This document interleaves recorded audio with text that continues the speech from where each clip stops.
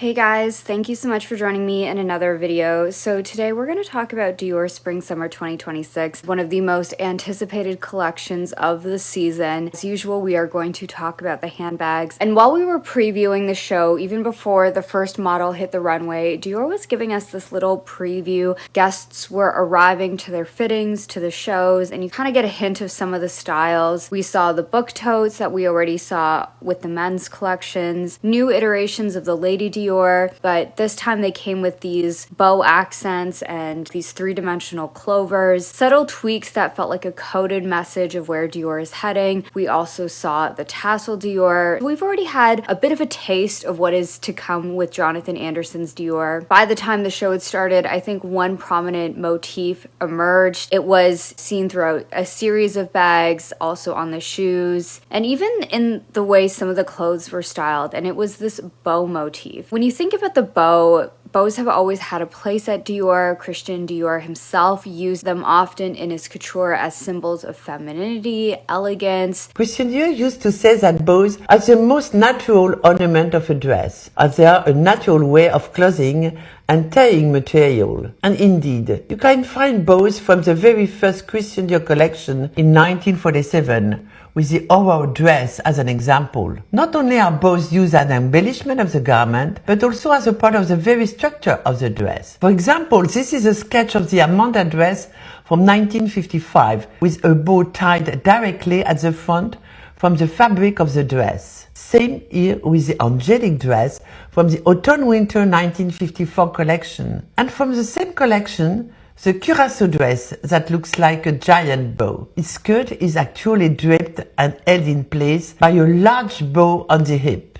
If you pay close attention, you will see a similar bow on the Jonathan Anderson Summer 2026 runway, like here on this dress. What I think Jonathan Anderson seems to be doing now is reconnecting Dior to that history of femininity, but with a new lens. And I think it makes sense because Dior has always had this push and pull, this heritage and modernity, classic and playful, womanly and girlish. When I think about bags from like the Lady Dior to the saddle to, I feel like even like the book tote have become really popular styles, very beloved by many. And I think Jonathan Anderson is asking, how do you take something so established and give it a lighter, fresher energy? That's what makes these bags this season so interesting. They're not just accessories, they're symbols of how Dior is navigating its past and its future. So let's dive in because we've got new shapes, new textures, a new vision of where Dior is going to be heading. So the first bag that we see on the runway is this knotted bow bag. I don't know the official name of this yet, but this was the big story. It has this top handle. It's a little bit slimmer in profile than the Lady Dior, which is quite boxy and has a little bit more bulk to it. The bow, it has this sort of like gift wrap kind of look, very trapezoidal, very cutesy but still ladylike. And I think that's the point. It's something that is ultra feminine that can be both girly and ladylike, and I think that's the tension of Dior. The colors also in this collection felt softer. Here we've got this black, but we also saw more pastels. We've got this baby pink, and I don't know if this is some kind of snakeskin exotic. I love this pale pink with this olive. I think it's actually a really pretty combination. Also noteworthy, these bows appeared on these shoes. They have this like knot-like detail at the front. I'm not gonna lie, when I saw this, it reminded me of Aquazzura, but the knot instead at the front. We also have this caramel croc bag, again with the silver hardware, also a lot of silver this season. We also saw burgundy throughout the collection. I will say, it makes me wonder how this flap works. Is it like the Lady Dior? Is it like the Capucines? How will that flap hold up after like constantly moving it up and down? Will it scratch against the hardware? These are questions that are running through my mind when I see a bag like this, but it's definitely a style I want to see up close and personal. Got this black. There's also this similar style. I actually think it's the same, but it looks like this style is going to be offered in multiple strap options, which I appreciate if that is the case. There's of course the top handle, but here we're seeing it worn with this shoulder strap, and then there have been other versions with a longer strap. It looks like there's a multitude of different ways. There's also this baby blue, very pretty, and then this very special Himalayan croc. So again, to me, when brands do this, especially use these ultra rare, ultra special, exotic materials, this is a bag they're positioning quite high, bag they're already pushing with motifs they're pushing this season. And I think this is Jonathan Anderson's bag for Dior. What do you guys think of it? Are you into it? Are you not into it? The second major shape we saw this season was more of this bucket style. It has this Dior logo text. Jonathan Anderson, when he came to the brand, he introduced the OG logo. It's not all caps, which is what we've been seeing from the past era, Maria Grazia and Kim Jones. This really changes the vibe. I think makes it feel a little bit softer. But this style, it's in this brown suede. Looks like it has a beautiful drape, more casual, more relaxed. It still has that like statement element with hardware. I immediately thought of the Pebble bucket bag at Loewe, but this style also comes in a tan suede, a chocolate brown, a khaki kind of beige color. Also another subtle connection here, the shoes also feature the CD letters as hardware accents. So they're really playing with branding. I think about how well with Maria Grazia Curie, those, especially when they were first released, those Ja Dior shoes with the little ribbon, when those were released, how popular they were. Branding is very important. The commercial viability and wearability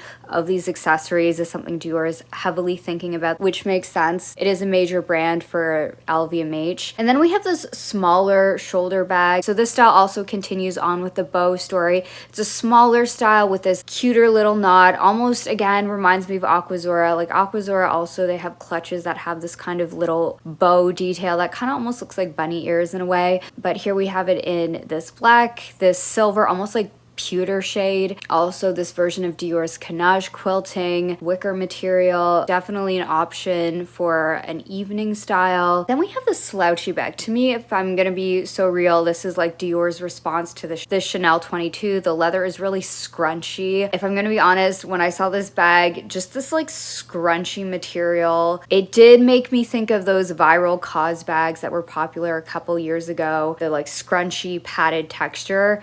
But of course it's done in that Dior Canage quilting, but it has sort of like the shape, the way you would style like a Chanel 22 bag, but this is the Dior version. Another version of this in this butter yellow, also a lot of yellow this season from a multitude of different brands, like multitudes of different yellows. We also saw on the runway, we have this deep burgundy, almost like eggplant color, with a purpley kind of undertone to it. It feels like these continue to be the colors of the season. Yellows, this kind of like burgundy, deep brownish, almost like purplish kind of color. We also have this forest green. Then we have this style. It feels kind of like a Lady Dior, but more of like a Boston bag, more like East-West. It came in this chocolate brown as well as this caramel tan, all with silver hardware again. So yeah, those were the bags. And stepping back, I think Dior Spring Summer 2026 feels like Jonathan Anderson looking at the past, but also the future. The bags this season aren't just new shapes, but I think they signal Jonathan Anderson is reinterpreting Dior's history. I think the bow is the clearest example to me. Christian Dior himself using the bow as